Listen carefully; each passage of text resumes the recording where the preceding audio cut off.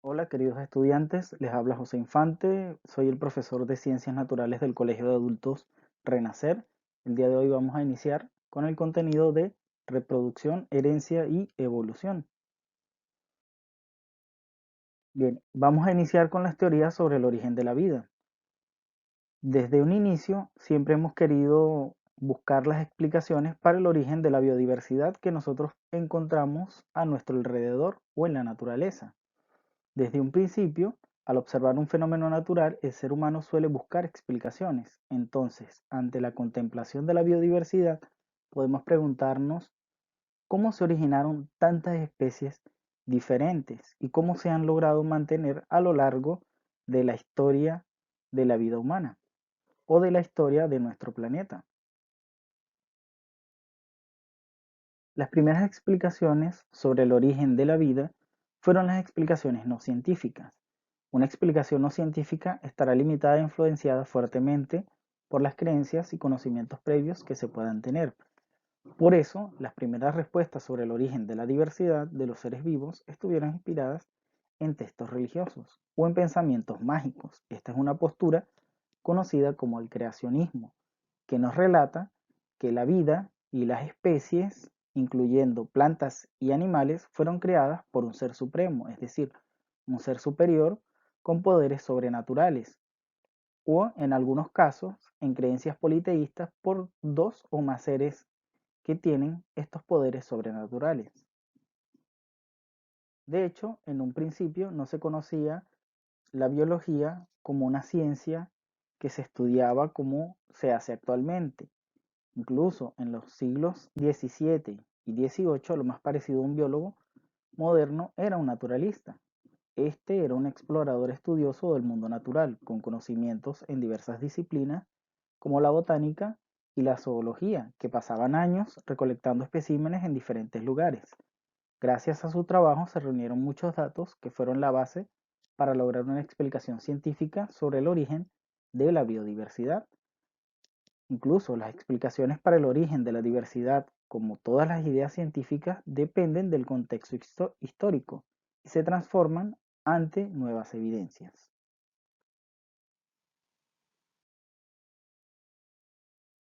Bien, para el camino hacia una explicación científica tenemos una primera corriente del pensamiento, que se conoce como fijismo. Según esta corriente de pensamiento, los seres vivos, una vez creados, no cambiaban, sino que se mantenían iguales, es decir, fijos.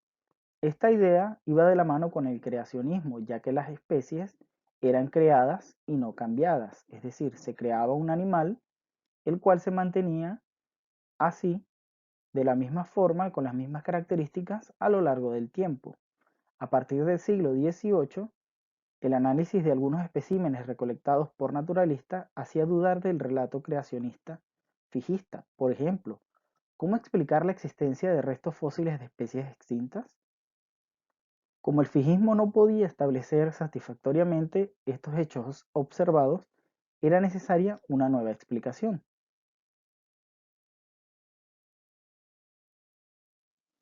Luego del fijismo surge una nueva corriente del pensamiento que se conoce como transformismo, propuesta por el naturalista Louis Lamarck. Esta corriente acepta el origen divino de las especies, pero indica que una vez creadas sí podían cambiar. Propone que los organismos se transformaban desde formas inferiores a superiores, es decir, que el cambio está íntimamente ligado a la idea del progreso. Para los transformistas, algunas transformaciones habrían fracasado, lo que explicaba la extinción de algunas especies. Si bien el transformismo fue un avance frente al fijismo, no planteaba relaciones entre la evolución de diferentes especies, ya que según esta idea, cada una seguía su camino de transformación y requería de un evento de creación u origen propio.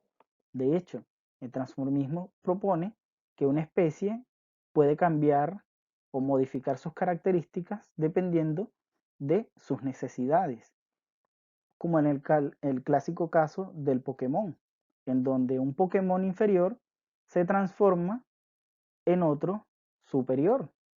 El clásico caso del Pikachu que se transforma en Raichu, como podemos ver en la imagen. tenemos un Pokémon acá que se transforma en otro y luego en otro.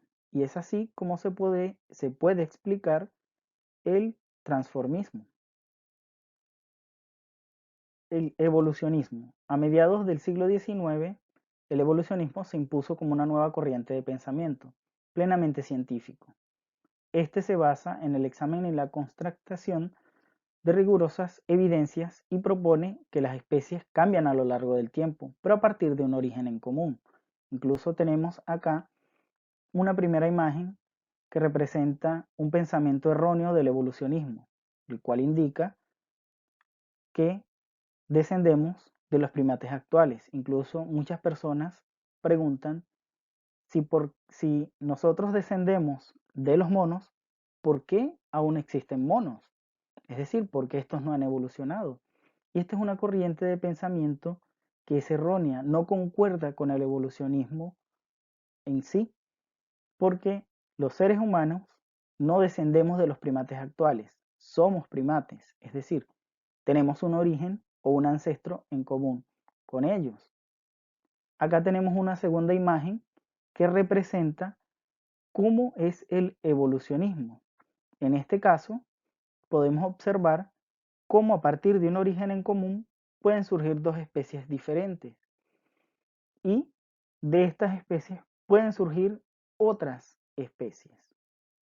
Por lo que podemos concluir, que tenemos especies que tienen orígenes en común con otras especies. En este caso, podemos observar el origen de las especies de los primates. Para finalizar, tenemos las gráficas de lo que son las tres corrientes del pensamiento. Tenemos el fijismo, que nos indica que las especies fueron creadas tal y cual como son hoy en día desde un principio y que éstas no han cambiado a lo largo del tiempo. Luego tenemos el transformismo, que nos indica que las especies que fueron creadas pueden ir cambiando y transformándose o transformar sus características según sus necesidades básicas. Y por último tenemos el evolucionismo, el cual es un cambio a través del tiempo en ramificaciones con orígenes y ancestros en común, que es la teoría actualmente aceptada. De hecho, el evolucionismo, más que una teoría, es un hecho científico comprobado y demostrado. Y a pesar de que existe una gran cantidad de registro fósil, este no explica completamente nuestra teoría del evolucionismo. Sin embargo, el evolucionismo se puede explicar completamente o se puede demostrar completamente a través de la genética y el estudio de los genes de las distintas especies que existen en nuestro planeta comprueba que el evolucionismo es real. Esto es todo por ahora, los veré en la próxima clase, esperando que tengan un excelente día. Me despido de ustedes y que el producto de la masa por la aceleración los acompañe.